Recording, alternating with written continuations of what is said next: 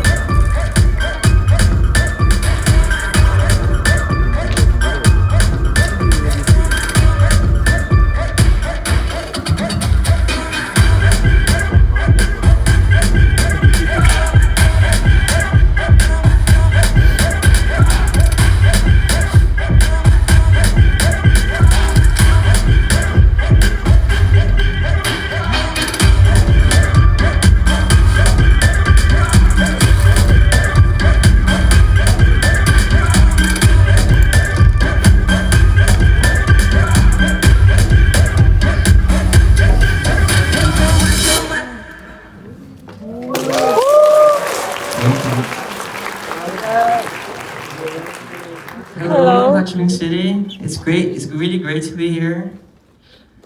And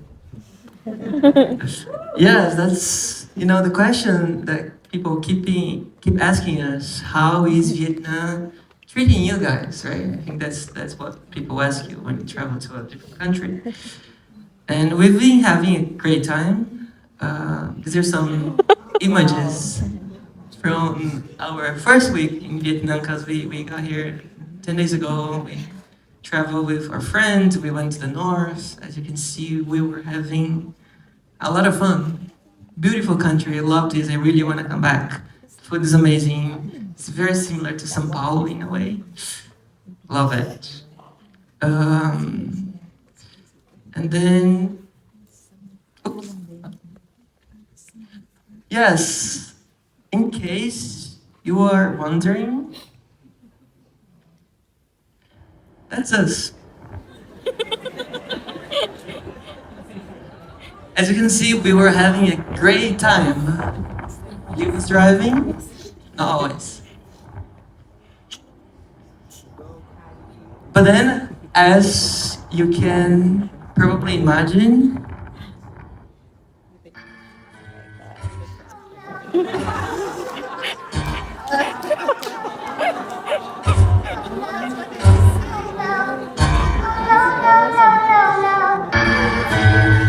Okay, to be clear, I was not driving. I was in the back when the accident happened. but just as a conclusion of this part of the presentation,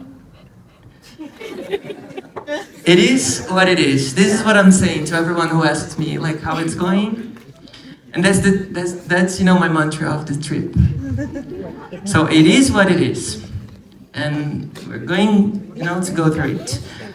I'm just asking if you guys take any photos of this presentation. You don't have to, but in case you decide to take and post, please, if you can crop my leg out of the photo, that would be really great. Because my mom, she has no idea that I broke my leg in Vietnam. And if she finds out, she's gonna freak out. So, very simple request. Okay, now that we're done, we can talk about what it matters, which is Puerto Rocha, our agency. And it's very simple, Puerto Rocha, Leo Porto, and then Felipe Rocha. As you can see, we're not that creative when it comes to naming our own company, but we like it because we think it sounds fancy. It sounds very European, and we are not. So we like the contrast, We like to, surprise people. Hey, not European. But in reality, Puerto Rocha is not just the two of us. Puerto Rocha is our entire team, and part of the reason why we are here is because of everyone, And if you have been to one of our talks, that's the moment that I say out loud the name of every person, because I do think it's important. So I'm gonna do this very, very quick, but I think it's super important to do that. So Natalie, Ido, Samantha, Garrett, David, Jordi, Enzi, Joseph, Vika, Surya, Luciana, Pedro, Leo, Marcos, Olivia, Martini, Gray, Hugo, Elisa, Celia, Larissa, João, Claren, Thales, Annie, Maya, Gabby, Victoria, Natalie, Ayo, Etienne, Nathan, Nabil, Connor. If you are here, it's really because of these people, you know. And that's how we believe. That's the only way we are able to do the type of work that we do. We create, you know, design systems, flexible systems for global brands. So it's not really about, you know, like the one design superhero to are able to, you know, like solve all the problems and has this gift from God. It's not about that. It's about bringing different perspectives to the table. And that's the only way we can achieve results and, you know, solve problems in the way that we do. So thanks to them. So how did we get here? We're from Brazil, and we are very, very proud to be Brazilian. These are some of the images that, you know, it's a summary of what Brazil represents to us. And I do think it's very meaningful to speak right after Rebecca from Mexico and, you know, yesterday Veronica from Peru. So yeah, I'm really, really happy to be here because I do think we need more representation in spaces like this. So I'm very happy to, you know, do my part. And that's Leo when he was a baby from Rio. And that's me from São Paulo. As if you know us, you can tell we still have the same energy, kind of. And as Brazilians, we love a speedo. That's something that we still do, we still wear. So Rio and São Paulo. I'm from Rio, grew up in São Paulo. Felipe is from São Paulo, grew up in São Paulo. And then one fun fact. Oops. Agi opened São Paulo 2014. I don't know if any of you guys were there back then. But basically, this day, we almost met this day. Me and Leo, we didn't know each other back then. We were Twitter friends. And I was living in São Paulo, Leo was already living in New York. And then we almost met, but we didn't. And this is a screenshot of our conversation. This is me trying to meet with him, and then Felipe was like, no, sorry, I have to go back to work, so it's not gonna happen. I was like, oh damn, okay, whatever. But then eventually we met in New York 1 year later when he moved to New York. So we went from Twitter friends to friends and then friends with benefits, boyfriends, and then freelance duo. Because you know, back then we both had full-time jobs, but you know, the salary in New York was not that high. I don't know if Stefan is here in the audience, but okay, good. Just and then eventually, you know, like the freelance work got more busier and busier to a point that we decided to you know, like become business partners as well. So that was the timeline. And of course, New York is such an important place for us. That's where everything started. And that was the vibe. Basically, that's how Rocha started. That's us. This is Atlas Cafe in Williamsburg. It doesn't exist anymore, but a lot of the work we did together when we were a freelance duo was in that coffee shop. We just go there in the morning and stay all day drinking coffee and doing freelance work together. And we brought some of those projects here just to show a little bit of where we come from, especially from smaller editorial work before we took on more of the bigger branding work. Yes, and some of the projects we worked that time, you know, we worked on this book for William Marx, landscape designer, and part, you know, collaborator with Oscar Niemeyer in Brazil, with photos from photographer Jonas Homo. We also worked on Samba magazine, a magazine featuring Brazilian queer voices. We also worked on the visual identity for Yaga. Yaga was a music festival that happened in São Paulo. And the idea of Yaga was bringing international DJs such as Sophie and Arca and Total Freedom to play with Brazilian names. This one was really important because it was one week after Bolsonaro got elected. So in a way, it became like this act of resistance in such an important moment for Brazil. We also worked on this book cover for Jenny Nicholas, celebrity, famous astrologer. New York Times bestseller. And we also worked on Bonge. Yeah. So Bonje happened in 2017. It was born out of, I guess, a mix of frustration and also an opportunity we saw to give space and visibility to Brazilian designers. As two Brazilian designers who lived in New York and understand the sort of creative influence that Brazil has in the industry, we always kind of felt underrepresented. So it actually all started with a Instagram account. And this Instagram account gained a lot of traction very quickly. And from that, we realized maybe there's something here. And we kind of put out a public invitation for an event, which is called Bonge. And we sold out the event. It was a conference where only Brazilian speakers were talking, Brazilian speakers from all over the world. Including Marina Wheeler, just as you remember.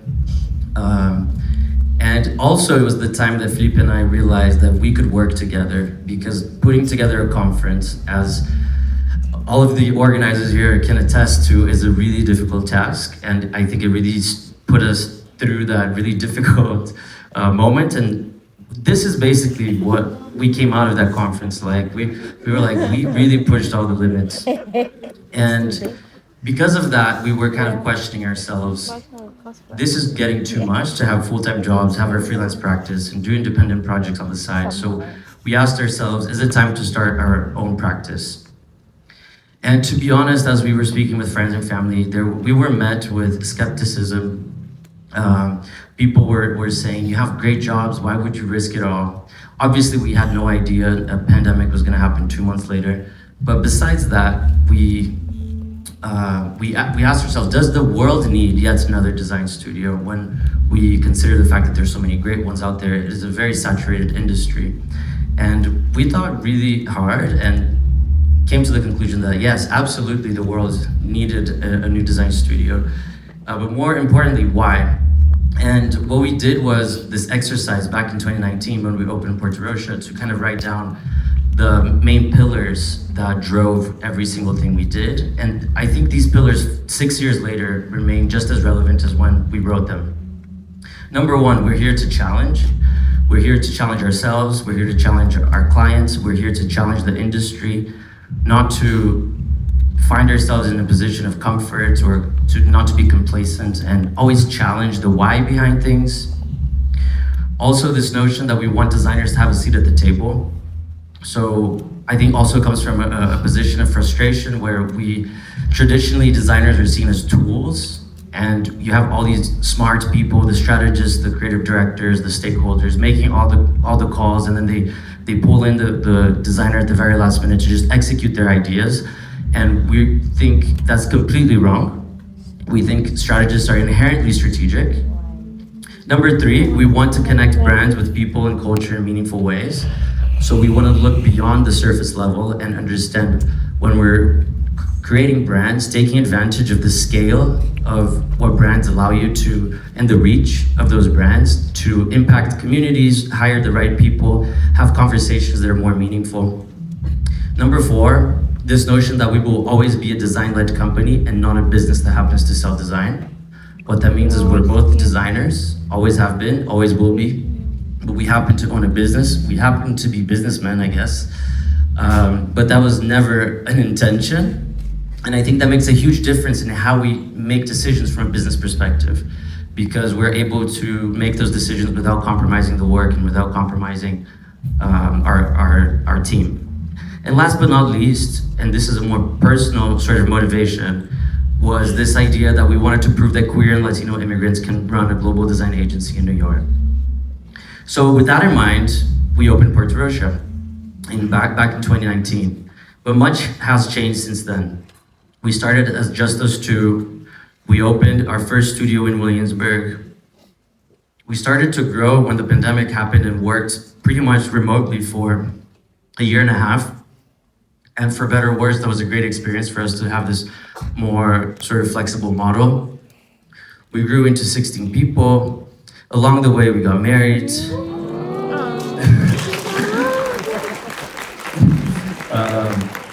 Then at some point, we got to 30, and that's when we found this space in Bushwick, which looks kind of scary. And Felipe, I'll give you credit. You saw potential in this space. I was like, no way, I don't want another problem in my life. But we remodeled it and we made it look like this. This is our office in Bushwick, Brooklyn, New York. So yeah, it's a space for collaboration. It's a space for people to come together, but we have an entirely flexible, non-mandatory attendance policy where people only go if they want to. If they want to work from home, that's okay too. And then more recently, we also expanded from New York to London. This just happened actually 2 weeks ago. So we've been on a long trip prior to Vietnam. We were in London, where we just opened our new office. This is the first time that we're sharing our new photo. That's the vibe.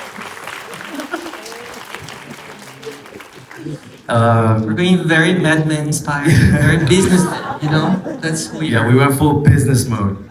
Yeah, these are some of our directors, Natalie, Joseph, and Luciana. This is some of our European team members. And lastly, before we show some work, I wanted to just take you through our philosophy and how we position ourselves in the industry, which I think helps also kind of explain where we're situated and why we do what we do. But we are right in the intersection of design and culture and business and strategy. There's a sweet spot between these two worlds, which is exactly where we like to live. On the one hand, I think prior, or maybe like 6 years ago, a lot of clients had to choose between either working with these smaller design studios that had impeccable craft and beautiful design, or these huge consultancies that are great on strategy and business strategy. And we felt like we could probably combine the two and find the best of both worlds, which takes us to this notion of craft and scale. How can we make sure that we're taking a lot of attention to every single detail, but also considering that we need to create scalable systems and never lose sight of the big picture? Also, this notion of high quality and accessibility. How can we bring the best possible work to as many people as possible? Kind of going against this notion that good design should be only for a few people. And also the relationship of branding and products, not thinking of branding only as a way for us to communicate value from an advertising perspective, although that's a huge part of what we do, but also thinking how can we add value to the experience that we have to offer through branding, and how can we bridge the gap between these two disciplines. And the final Venn diagram is iconic and utilitarian. We like to say we're in the business of creating iconic brands. And that means brands that people love, that people remember, that people refer to friends. But at the same time, design obviously plays a utilitarian role, and it's our job to identify when and where should the brand be really expressive, bold, and memorable, versus when is it the right moment for it to kind of take a step back in order to preserve a more frictionless or seamless experience. So that's it. So today, we're gonna talk about, I hope we're not extending too much because there's 2 case studies for us to go through. Maybe we need to speed up. But we're talking about designing for cultural institutions. And I'll very briefly talk through some context that I think is important and I think overlaps with some of the other conversations here at AG Open. But art and culture have historically been exclusive and intimidating, imposing buildings, academic language, dress codes. After all, who gets invited in? Culture institutions are interrogating their place in a rapidly changing society where competition is at its highest, not only with other culture institutions, but with all forms of entertainment. So at a time where art and culture are under attack, defunded and deprioritized, museums need to reinvent how they show up to the world and speak to these new audiences. So we'll start with MASPI. Yeah, that must be one of the projects that we decided to bring to you guys. And MASPI is considered, first of all, the most important museum in Brazil, one of the most important modern art museums in Latin America and in the world. So when we got briefed on this project, was, like a big deal for us. And it was a building that, like the building itself, it's a landmark to São Paulo. When you close your eyes and you think about São Paulo, you think about this building. It was opened in 1968. 68 it was designed by Lina Bobardi. And yes, the building itself, it's a masterpiece of architecture and a landmark to São Paulo. And then since MASP was open back in the days, it hosted so many important exhibitions. It was one of the only times that Queen Elizabeth came to Brazil was in the opening of MASP. And indeed, a super important art museum. Actually, I lived in Avenida Paulista in the same street where MASP is located. So for me, it was very meaningful to work on this. And then yes, from Picasso and Raphael, but also from like bringing artists like Maria Auxiliadora and Rubem Valentim, who were not very like well known in the art scene internationally. MASP, it has an amazing archive collection of art. So it was a big deal to work on this. But then MASP is also more than a museum. It's a postcard of São Paulo. It's a true gathering place. Everything happens there, like every protest. The good ones, the bad ones, everything works. It started at MASP. And then in 2025, they opened a new building next to it. It was a historic expansion that now allows the museum to have over 2 million visitors a year. And because of this pivotal moment, they needed, an identity that really could honor the magnitude of this museum and also help them, to prepare for the future ahead. So when we got briefed on that, we went back on the architecture, on Lina's architecture back in the days. It's, a beautiful example of modernism architecture. And Lina also, she was a publisher. She worked on Habitat, which was a very important magazine back in the days, created by Lina and also a symbol of Brazilian modernism. But more than that, we also looked at Brazilian modernism in general, which for us is the root of MASP. We looked at inspiration from designers such as Alexandre Vonner, who was AGE member actually, but also we looked at Aloysio Magalhães, Mari Vieira, Augusto de Campos, Calduro Martino, not AGE members, but really great designers. And then the idea was to reinterpret them for today, because I don't know, like a lot of people, like they have this misunderstanding of Brazilian design when we think about like modernism and Swiss design and all of that. And actually, Brazil was super important as part of that movement as well. So in a way, I think working on this project was an opportunity for us to honor the importance of Brazilian design.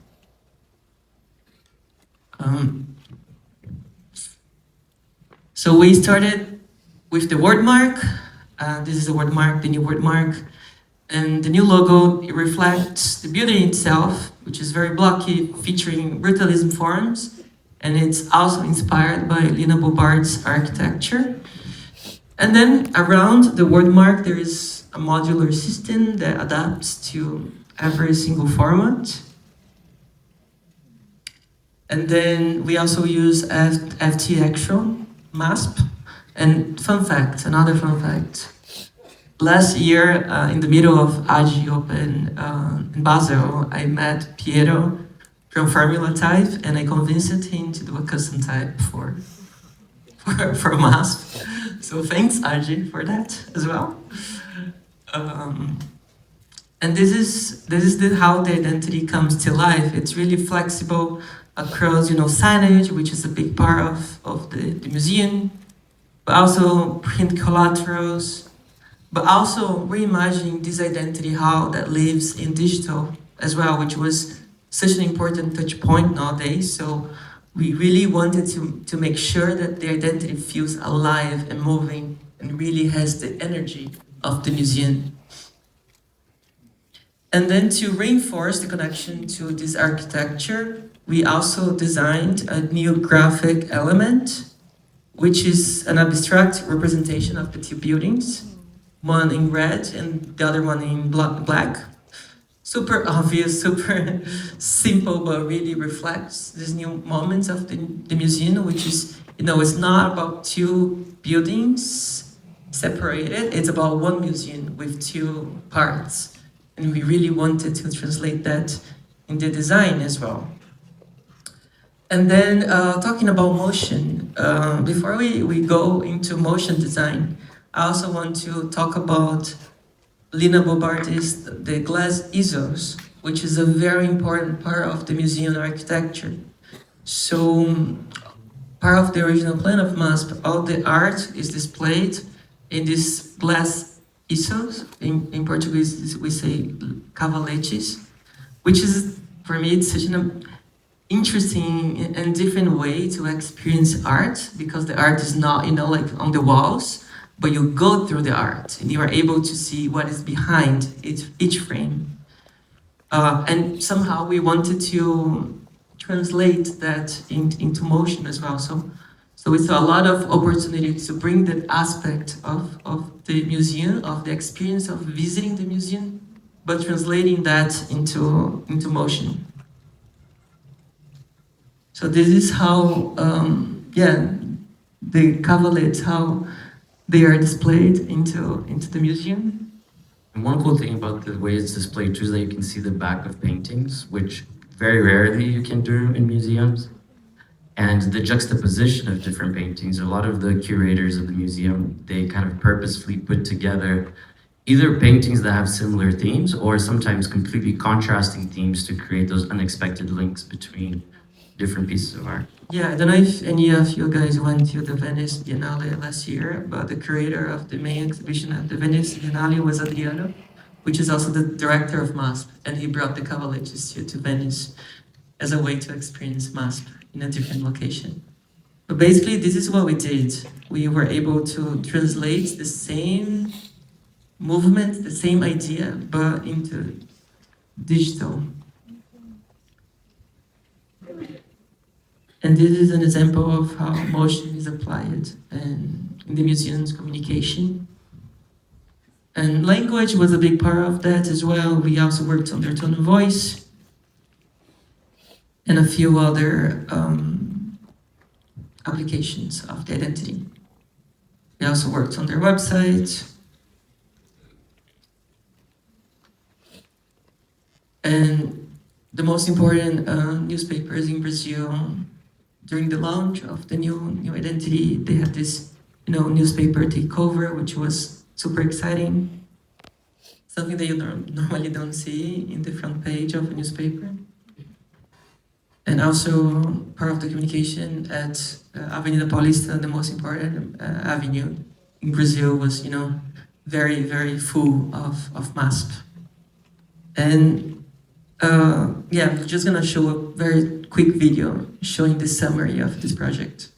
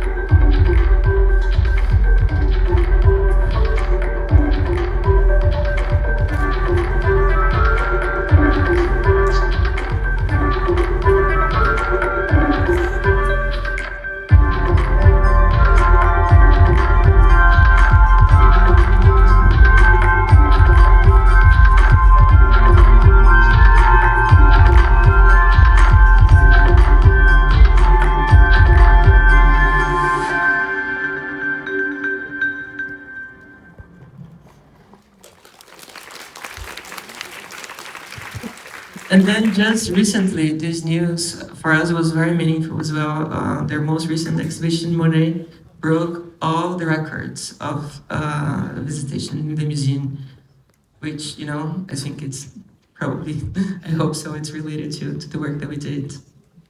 And just one last slide, because I love this t-shirt. Can you? Yeah.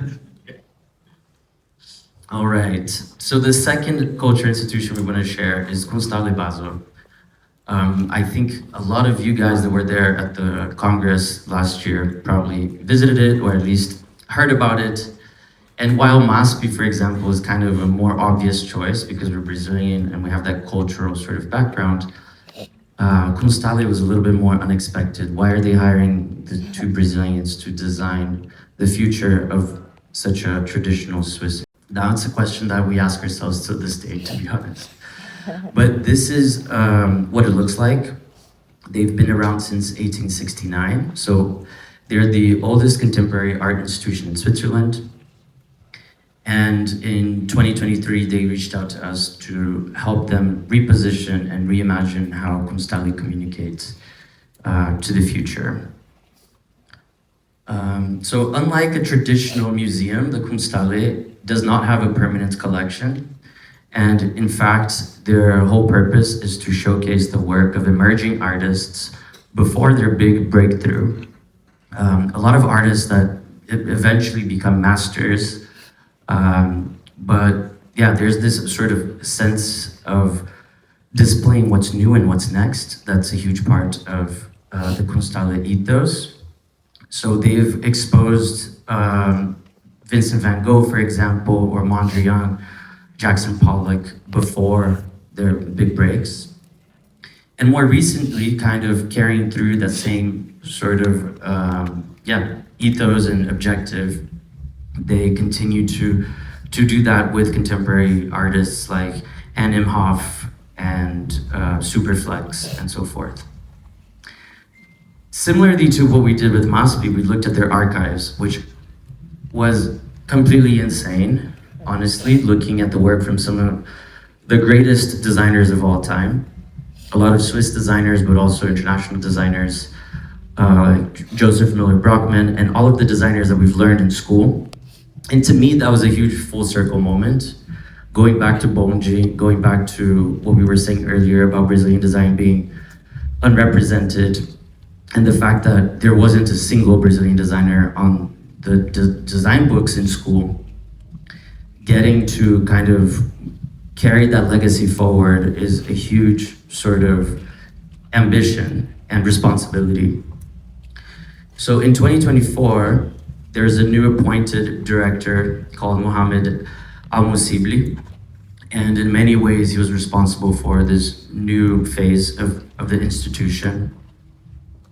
And he liked to say that he imagined the space as a host or a living room and a place where he could invite people to curate independently. So all that to say that the most clear sort of tension between the project was the legacy of a museum that is 100 years old versus this sort of future forward ethos that they've always carried, and the relationship between the traditional architecture and the contemporary art that's displayed inside. So what we did was we defined an opportunity which was kind of the North Star behind every decision that we made, which is to build an institutional brand with an anti-institutional spirit. We were very lucky that Aju was in Basel last year because it was right when we got awarded the project. So we were able to do research and we were able to immerse ourselves in the museum. We also took photos, which came in really handy for mock-ups that felt really real. So that in a way became the standard for all the presentations that we had now. Yeah, we realized it's worth a trip. If you're going to design a culture institution, it might be expensive, but it's worth it because it just made the presentation feel so real.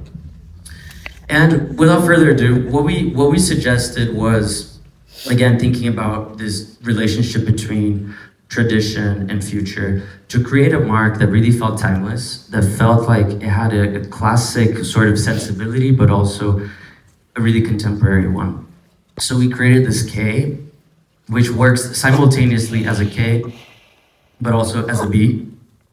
And this is the Constale part that we like Bazo. the most. It's a K, it's a B, no one knows. Mostly a K. We love that. But also, it behaves in ways that kind of breaks those traditional sort of behaviors. So we're stretching it. It's in constant evolution. It's condensing and compressing. And this is how we drew it.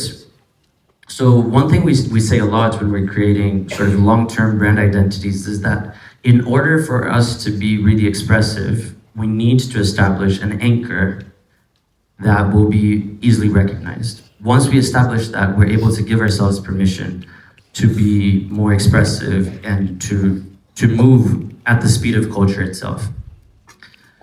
So a lot of what we did is how the logo behaves, how it moves, how it reacts to materials. A funny story here is that when we met with the president of the institution, he only said one thing to us: we want you to turn our institution upside down. So that was the inspiration behind just doing this right here. But anyhow, it can use oversized. We did lots of different printing techniques, different materials, different styles. And again, being kind of subversive with how the museum behaves, kind of take inspiration from like a DVD animation to kind of bring this element of playfulness into the identity. For the typography, we chose a serif, which feels kind of like an unexpected choice if you think about what we typically consider to be contemporary looking institutions. But we did an audit and realized every single other contemporary art institution is using sans serif. So weirdly enough, going for a serif was the rebellious thing to do. So we worked with Maxi Type to commission Constale Bazo KB rhymes. It works really nicely. And we paired that with Swiss International by Swiss typefaces. So this is kind of how it all comes together with motion, typography, different behaviors. And then of course, looking at the more utilitarian side of the brand, the signage, how we can be really straightforward and institutional. Again, anti-institutional institution.